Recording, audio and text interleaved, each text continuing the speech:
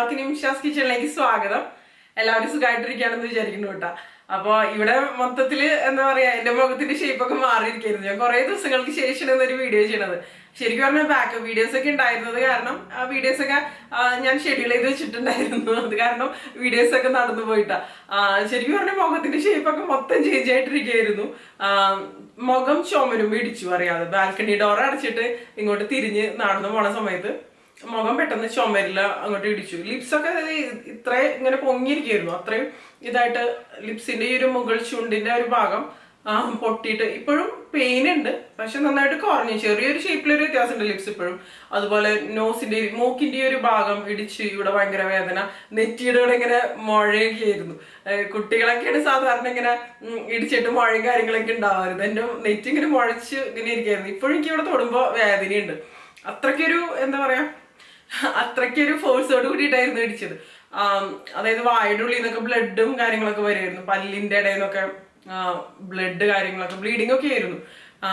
അപ്പൊ ശരിക്കും ഇടിച്ചു കഴിഞ്ഞപ്പോ ഞാൻ ചോദിച്ചു മുഖം ആകെ പോയി, എന്താ പറയാ മൊത്തത്തിൽ പോയി എന്ന് വിചാരിച്ചു. അത്രയ്ക്കൊരു പെയിനും കാര്യങ്ങളൊക്കെ ആയിരുന്നു. പിന്നെ വലിയ കുഴപ്പമൊന്നും ഉണ്ടായിരുന്നില്ല. കുറച്ച് ദിവസമൊക്കെ റെസ്റ്റ് എടുത്തതിന് ശേഷം പിന്നാണ് പിന്നെ വീണ്ടും ഒരു വീഡിയോ ചെയ്യണത്. അങ്ങനെ അപ്പോ ഇന്ന് നമുക്കൊരു നോർത്ത് ഇന്ത്യൻ സ്നാക്ക് ഉണ്ടാക്കാം. സ്നാക്ക് അല്ലെങ്കിൽ ഒരു സ്റ്റാർട്ടർ എന്നൊക്കെ പറയാം. ഹര കബാബാണ് ഇന്ന് ഉണ്ടാക്കണത്. അപ്പൊ ഇതൊരു ഹെൽത്തി ആയിട്ടുള്ള ഒരു സ്നാക്ക് ഐറ്റം എന്ന് വേണമെന്നുണ്ടെങ്കിൽ പറയാം. കാരണം ഗ്രീൻ ലീഫി വെജിറ്റബിൾസ് ഒക്കെ നമ്മൾ ഇലക്കറികളൊക്കെ അത്യാവശ്യം നല്ല രീതിയിൽ ചേർക്കുന്നത് കൊണ്ട് തന്നെ നല്ല ഹെൽത്തിയാണ്. അപ്പൊ എങ്ങനെയാണ് നമുക്ക് ഈ ഒരു ഹര കബാബ് ഉണ്ടാക്കണേന്ന് നോക്കാം. ഹര കബാബ് എന്നുള്ളൊരു പേര് വരാൻ കാരണം പച്ച നിറത്തിലുള്ള കാര്യങ്ങളാണ് നമ്മളിതിലേക്ക് കൂടുതൽ ചേർക്കുന്നത്. അല്ലാതെ ഇപ്പൊ കോളിഫ്ലവർ, ക്യാരറ്റ് അതുപോലുള്ള കാര്യങ്ങളൊക്കെ ചേർത്തിട്ട് ഉണ്ടാക്കാറുണ്ട് ചിലര്. പക്ഷെ ഞാനിപ്പോ കൂടുതലും ഗ്രീൻ ആയിട്ടുള്ള കാര്യങ്ങളാണ് കൂടുതൽ ചേർക്കുന്നത് കേട്ടോ. അപ്പൊ നമുക്കിത് എങ്ങനെ ഉണ്ടാക്കണേന്ന് നോക്കിയാലോ. അപ്പൊ ഈ ഒരു ഹര കബാബ് ഉണ്ടാക്കാൻ വേണ്ടിയിട്ട് ഞാനിവിടെ ഒരു കടായില് വെള്ളം, അതായത് കുറച്ചധികം വെള്ളം തിളപ്പിക്കാൻ വേണ്ടിയിട്ട് വെച്ചിട്ടുണ്ട്. നന്നായിട്ട് തിളച്ച് വരുമ്പോൾ നമുക്കിതിലേക്ക് പാലക്ക് ചേർത്ത് കൊടുക്കാം. ഇതിപ്പോ പാലക്ക് ഇല മാത്രമേ എടുത്തുള്ളൂ കേട്ടോ. തണ്ടിന്റെ ഭാഗം ഞാൻ കട്ട് ചെയ്ത് മാറ്റിയാണ് ചെയ്തിരിക്കുന്നത്. ഇതൊരു 200 ഗ്രാമോളം അളവിൽ പാലക്ക് കഴുകിയത് ഈ തിളച്ച വെള്ളത്തിലേക്ക് നമുക്ക് ഇട്ട് കൊടുക്കാം. ഈ പാലക്കൊന്ന് ബ്ലാഞ്ച് ചെയ്തെടുക്കാൻ വേണ്ടിയിട്ടാണ്. ഇതിലേക്ക് നമുക്ക് 1/2 ടീസ്പൂൺ അളവിൽ പഞ്ചസാര ചേർക്കാം. പിന്നെ ഒരു 1/4 ടീസ്പൂൺ ഉപ്പ്. ഇത് ഇതിൻ്റെ കളറ് നഷ്ടപ്പെടാതിരിക്കാൻ വേണ്ടിയിട്ടാട്ടോ ഇതുപോലെ ചേർക്കണത്. പിന്നെ ഇതിലേക്ക് ഞാൻ 1 കപ്പ് അളവിൽ, ഇത് മട്ടറാണ്, അതായത് ഗ്രീൻ പീസ്, ഫ്രഷ് ആയിട്ടുള്ള ഗ്രീൻ പീസ് ആണ് 1 കപ്പ് ഞാൻ ചേർക്കണത്. ഉണങ്ങി ഗ്രീൻ പീസ് ആണെങ്കിൽ ഇങ്ങനെ ചേർത്തിട്ട് കാര്യമില്ല കേട്ടോ. സാധാരണ ഇതുപോലുള്ള റെസിപ്പീസിനൊക്കെ ഫ്രഷ് ആയിട്ടുള്ള ഗ്രീൻ പീസ് ചേർത്താലാണ് നല്ലൊരു കളർ കാര്യങ്ങളൊക്കെ ഉണ്ടാവുള്ളൂ. ഇതിന് അധിക സമയമൊന്നും നമുക്ക് കുക്ക് ചെയ്തെടുക്കേണ്ട ആവശ്യമൊന്നുമില്ല. മാക്സിമം ഒരു 2 മിനിറ്റ് ഇത് ഇതിലൊന്ന് കിടക്കട്ടെ കേട്ടോ. ഇപ്പം കണ്ടോ, ഒരു 2 മിനിറ്റോളം സമയമായിട്ടുണ്ട്. ഞാൻ ഫ്ലെയിം ഓഫ് ചെയ്ത് കൊടുക്കണം കേട്ടോ. ഇനി ഇതെടുത്തിട്ട് നമുക്ക് പച്ചവെള്ളത്തിലേക്ക് ഇട്ട് കൊടുക്കണം. അതായത് ഐസ് ക്യൂബ്സ് ഇട്ടിട്ട് വേണമെങ്കിൽ നിങ്ങൾക്ക് വെള്ളം എടുക്കാം കേട്ടോ. അതായത് ഇതിൻ്റെ ഒരു കുക്കിംഗ് ഉണ്ടല്ലോ, ഇത് സ്റ്റോപ്പ് ചെയ്യാൻ വേണ്ടിയിട്ടാണ് നമ്മൾ തണുത്ത വെള്ളത്തിലേക്ക് ഇത് ഇട്ട് കൊടുക്കണത്. പിന്നെ അത് വെന്ത് വരില്ല. ഈ ഗ്രീൻ പീസ് ആണെങ്കിലും അതുപോലെ പച്ചവെള്ളത്തിലേക്ക് ഇട്ട് കൊടുക്കാം കേട്ടോ വേഗം തന്നെ. ഇനിയിപ്പോൾ ഇത് കണ്ടോ, വെള്ളത്തിൽ നിന്ന് നമുക്ക് മാറ്റാൻ നന്നായിട്ട് തണുത്ത് വന്നിട്ടുണ്ട്. ഈ വെള്ളം ഇതുപോലെ പിഴിഞ്ഞതിന് ശേഷം മാക്സിമം വെള്ളം കളഞ്ഞിട്ട് നമുക്കിതൊരു പ്ലേറ്റിലേക്ക് വെച്ച് കൊടുക്കാം.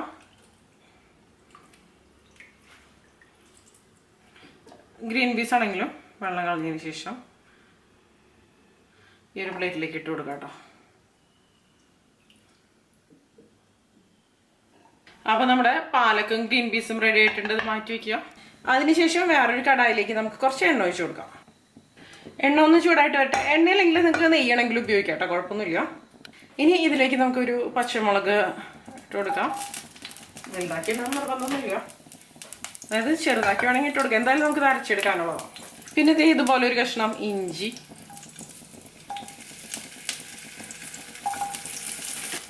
ഒരു 6 അല്ലി വെളുത്തുള്ളി ഒന്ന് ഇളക്കി കൊടുക്കാം. ഇനി ഇതിലേക്ക് ഒരു 8 ഫ്രഞ്ച് ബീൻസ് ഒന്ന് മുറിച്ചതിട്ട് കൊടുക്കാം. പിന്നെ അതുപോലെ ഒന്ന് കുറച്ച് വലുതാക്കിയിട്ടാണ് മുറിച്ചെടുത്തിരിക്കുന്നത്, എങ്ങനെയാണെങ്കിൽ കുഴപ്പമില്ല.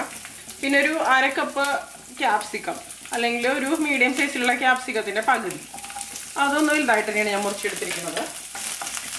ഇത് ചെറുതായിട്ടൊന്ന് നമുക്ക് വഴറ്റിയെടുക്കണം.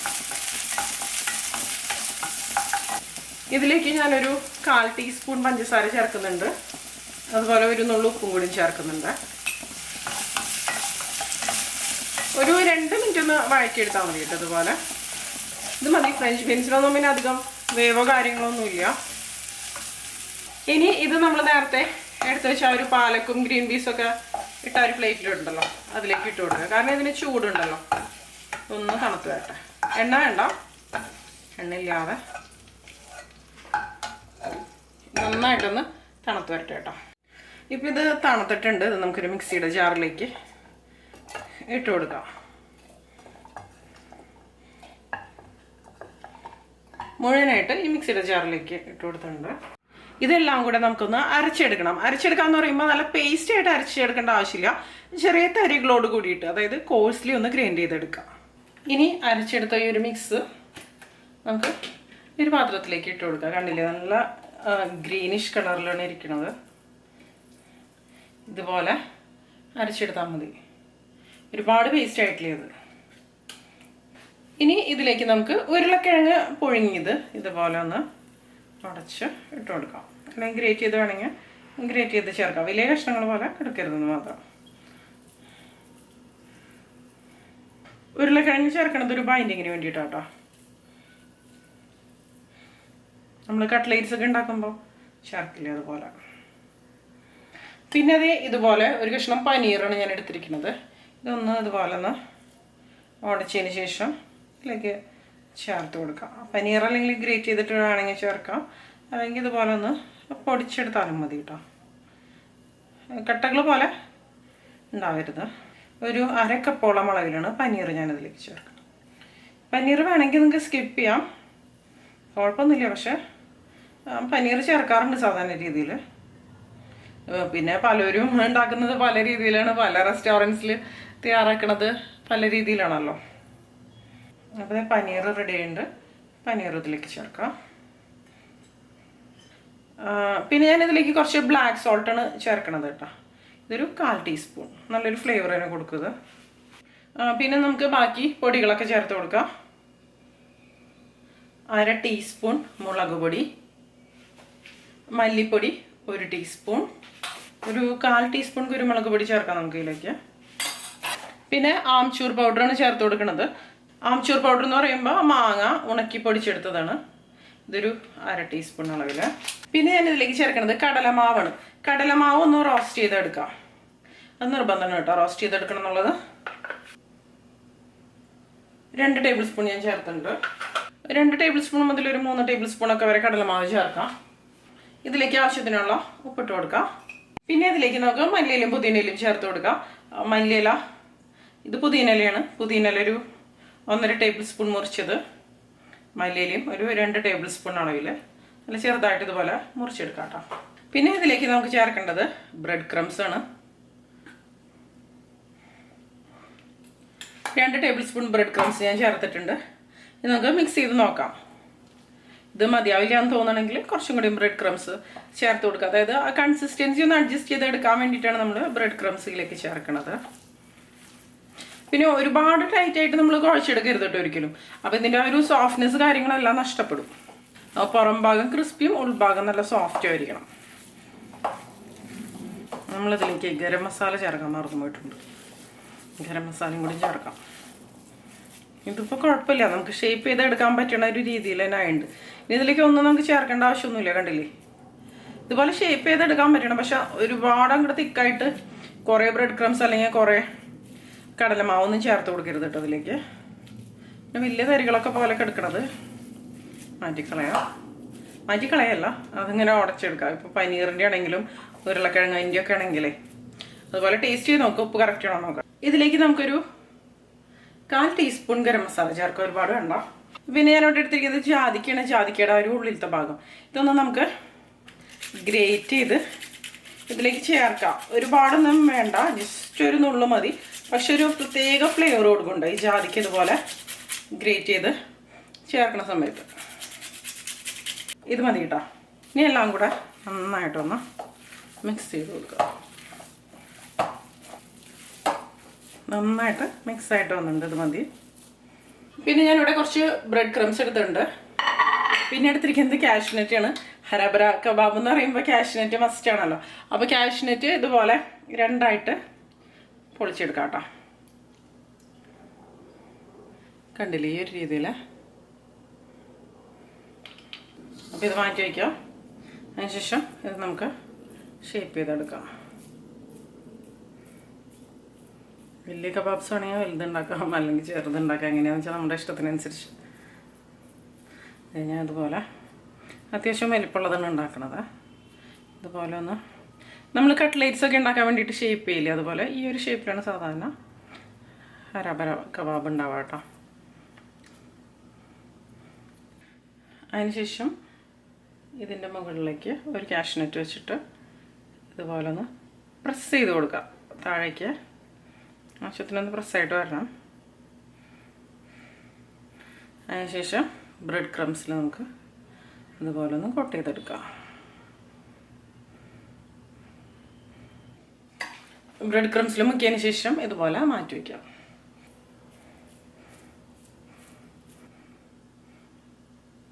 വേണമെങ്കിൽ ബ്രെഡ് ക്രംസിൽ മുക്കിയതിന് ശേഷം വേണമെങ്കിൽ അങ്ങനെ വെച്ച് കൊടുക്കാം കേട്ടോ. കാഷ്നറ്റ് എന്നിട്ട് വേറെ പ്ലേറ്റിലേക്ക് വെച്ച് കൊടുക്കാം. ഇപ്പോൾ കണ്ടോ നമ്മുടെ ഹരാബര കബാബ് എല്ലാം ഇതുപോലെ ഒന്ന് ബ്രെഡ് ക്രംസിൽ കോട്ട് ചെയ്തെടുത്തിട്ടുണ്ട്.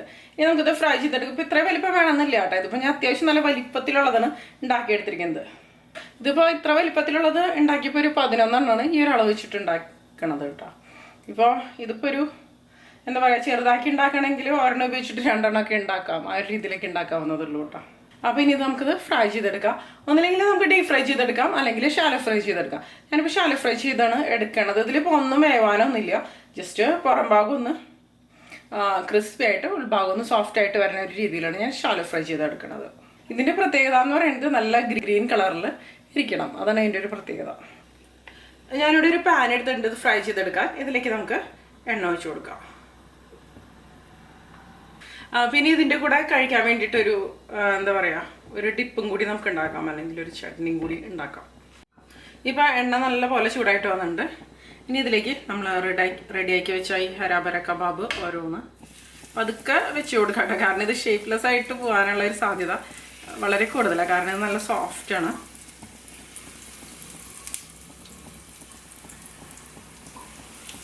ഒരു ഭാഗം ഒന്ന് ക്രിസ്പി ആയിട്ട് വരുമ്പോൾ നമുക്ക് പതുക്കെ ഇതൊന്ന് തിരിച്ചിട്ട് കൊടുക്കാം കേട്ടോ.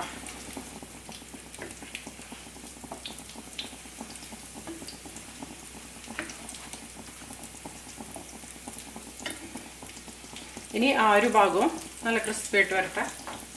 ഞാനിത് ഹൈ ഫ്ലെയിമിൽ വെച്ചിട്ട് തന്നെയാണ് ഫ്രൈ ചെയ്തെടുക്കുന്നത്. ഇപ്പോൾ നമ്മുടെ ഹരാബര കബാബ് റെഡി ആയിട്ടുണ്ട്. തിരിച്ചിട്ട് കാണിക്കാം. കണ്ടോ, ഈ ഒരു ഭാഗവും നല്ല പെർഫെക്റ്റ് ആയിട്ട് റെഡി ആയിട്ട് വന്നിട്ടുണ്ട്. നമുക്കൊരു പ്ലേറ്റിലേക്ക് വെച്ച് കൊടുക്കാം. ഇതിൽ നമുക്ക് ബാക്കിയുള്ള ഹരാബര കബാബും കൂടെ ഇട്ടിട്ട് ഫ്രൈ ചെയ്തെടുക്കാം. അപ്പോൾ ഹരാബര കബാബ് റെഡി ആവുന്ന സമയം കൊണ്ട് നമുക്കിതിന് വേണ്ടിയിട്ട് ഒരു ഡിപ്പ് അല്ലെങ്കിൽ ഒരു ഗ്രീൻ ചട്നി ഉണ്ടാക്കാം. അപ്പോൾ ഇത് ഈ തന്തൂരി ചിക്കൻ അല്ലെങ്കിൽ തന്തൂരി പനീർ അങ്ങനത്തെ കാര്യങ്ങളുടെ ഒക്കെ കൂടെ നല്ല അടിപൊളി കോമ്പിനേഷൻ ആട്ടോ. ഞാൻ ഒരു പിടി നല്ല ഫ്രഷ് ആയിട്ടുള്ള മല്ലിയില ഇതിലേക്ക് ചേർത്ത് കൊടുക്കണം. വലിയ തണ്ടുകളൊന്നും വേണ്ട. പിന്നെ പുതിനയില, ഇതും ഒരു പിടിയാണ്. ഇതും ഇല മാത്രമേ ഉള്ളൂ കേട്ടോ, തണ്ടൊന്നും വേണ്ട. പിന്നെ എരിവിനനുസരിച്ച് പച്ചമുളക് കൂടുതൽ എരിവാണെങ്കിൽ 2-3 ചേർക്കാം. ഇതിപ്പോൾ അത്യാവശ്യം എരിവുള്ള പച്ചമുളക് കേട്ടോ, ഒരെണ്ണം ചേർക്കുന്നുള്ളൂ. പിന്നെ ഇതുപോലെ ഒരു ചെറിയ കഷ്ണം ഇഞ്ചി ഞാനൊന്ന് മുറിച്ച് ഇട്ട് കൊടുക്കണം. പിന്നെ ഒരു ചെറിയ കഷ്ണം നാരങ്ങ നീര്, ഒരുപാട് വേണ്ട, ഒരു 1/4 ഭാഗം, ഒരു നാരങ്ങയുടെ ഒരു 1/4 ഭാഗം മതിയാ. ഇനി ഇതിലേക്ക് ഞാൻ ചേർത്ത് കൊടുക്കുന്നത് നല്ല കട്ട തൈരാണ്. അധികം പുളിയില്ലാത്ത തൈര് ഉപയോഗിക്കാം കേട്ടോ. ഞാനിപ്പോൾ 1 ടേബിൾ സ്പൂൺ നിറയെ തൈര് ചേർത്തിട്ടുണ്ട്. എന്നിട്ട് ഇതിലേക്ക് ആവശ്യത്തിന് ഉപ്പും കൂടി ചേർക്കാം. ആവശ്യത്തിനുള്ള ഉപ്പ് ഇട്ട് കൊടുക്കുക. തൈര് നമ്മൾ ഇനിയും ചേർത്ത് കൊടുക്കുന്നുണ്ടോ. ഇതൊന്ന് മിക്സ് ചെയ്തതിന് ശേഷം തൈര് ചേർക്കാൻ വേണ്ടിയിട്ടാണ്. അപ്പോൾ ഇതാദ്യം നമുക്ക് നന്നായിട്ടൊന്ന് അരച്ചെടുക്കാം. കണ്ടോ, ബ്ലെൻഡ് ചെയ്ത് എടുത്ത് കഴിയുമ്പോൾ ഇതുപോലെ വരും, നല്ലൊരു ഗ്രീൻ കളറിൽ കിട്ടുന്നുണ്ടോ. ഇനി ഇതിലേക്ക് ബാക്കിയുള്ള തൈര് ചേർത്തിട്ട് ജസ്റ്റ് ഒന്ന് ബ്ലെൻഡ് ചെയ്തെടുത്താൽ മതി. ഒരുപാട് അടിച്ചെടുക്കേണ്ട. ഒരുപാട് അടിച്ചെടുത്ത് കഴിഞ്ഞാൽ ഒരുപാട് ലൂസായി മാറും. നിങ്ങൾക്ക് എത്ര വേണമെന്ന് വെച്ചാൽ അതിനനുസരിച്ച് ഞാനൊരു 3 ടേബിൾ സ്പൂണും കൂടി ഇതിലേക്ക് ചേർത്തിട്ടുണ്ട്. ഇനി ജസ്റ്റ് ഒന്ന് ബ്ലെൻഡ് ചെയ്തെടുക്കാം. ഇപ്പോൾ കണ്ടോ, നമ്മുടെ ഈ ഒരു ഡിപ്പ് റെഡി ആയിട്ടുണ്ട്. ആവശ്യത്തിനുള്ള എരിവുണ്ട്. ഇതുപോലെ കുറച്ച് ലൂസായിട്ടാണ് ഇരിക്കുന്നത് കേട്ടോ. നല്ല പുതിനയുടെയും മല്ലിയുടെയും ഒക്കെ ഒരു ഫ്ലേവറും ഉണ്ട്. അപ്പോൾ അതായത് നമ്മുടെ ഹരാബര കബാബ് എല്ലാം ഉണ്ടാക്കിയെടുത്തിട്ടുണ്ട് കേട്ടോ. അങ്ങനെ ടേസ്റ്റ് ചെയ്ത് നോക്കാം. അപ്പോൾ ഇത് ഞാനിങ്ങനെ ഫോട്ടോ ഒക്കെ എടുക്കാൻ വേണ്ടിയിട്ട് വെച്ചതാണ്. കാരണം പൊട്ടിച്ച് കണ്ടു ഇതിൻ്റെ ഉൾഭാഗം നല്ലൊരു ഗ്രീൻ കളറിലായിരിക്കണം. നല്ല ചൂടുണ്ട്. ശരിക്കും നല്ല ടേസ്റ്റ് തന്നെയാണ് കേട്ടോ. നമ്മളിപ്പോൾ വെജിറ്റേറിയൻ അല്ലെങ്കിൽ ഇപ്പോൾ ലീഫി വെജിറ്റബിൾസ് ഇതുപോലെ ഗ്രീൻ ലീഫി സംഭവങ്ങളൊക്കെ ചേർക്കുന്നത് കൊണ്ട് ടേസ്റ്റ് കുറവുണ്ടാവും എന്ന് വിചാരിക്കണ്ട. ടേസ്റ്റ് തന്നെയാണ്. നല്ല ഫ്ലേവറോട് കൂടിയിട്ടുള്ളൊരു അടിപൊളി സ്നാക്ക് ഐറ്റം തന്നെയാണ്. ശരിക്കും പറഞ്ഞാൽ ഈ ഒരു ഡിപ്പിൻ്റെ ആവശ്യമൊന്നുമില്ല. പക്ഷേ ഇപ്പം നമ്മൾ തന്തൂരി ചിക്കനൊക്കെ കഴിക്കുമ്പോൾ ഇതുപോലെയുള്ള ഡിപ്സ് ഉപയോഗിച്ചിട്ടല്ലേ കഴിക്കാം. അപ്പോൾ ഒന്നും കൂടി നല്ല ടേസ്റ്റ് ആയിട്ട് വരും. ഉൾഭാഗം കണ്ടില്ലേ, നല്ല സോഫ്റ്റാണ്. പക്ഷെ പുറംഭാഗം നല്ല ക്രിസ്പിയാണ്. അപ്പോൾ എല്ലാവരും ഈ ഒരു ഹരാബര കബാബ് തയ്യാറാക്കി നോക്കുക. തീർച്ചയായിട്ടും ഇഷ്ടപ്പെടും. നല്ല ഫ്ലേവറോട് കൂടിയിട്ടുള്ള ഒരു സ്നാക്ക് ഐറ്റത്തിൻ്റെ ഒരു റെസിപ്പി തന്നെയാണ് കേട്ടോ. പാർട്ടികൾക്കൊക്കെ ഇപ്പോൾ എന്താ പറയുക സ്റ്റാർട്ടറൊക്കെ ആയിട്ട് നമുക്ക് ഉപയോഗിക്കാവുന്നതുള്ളൂ.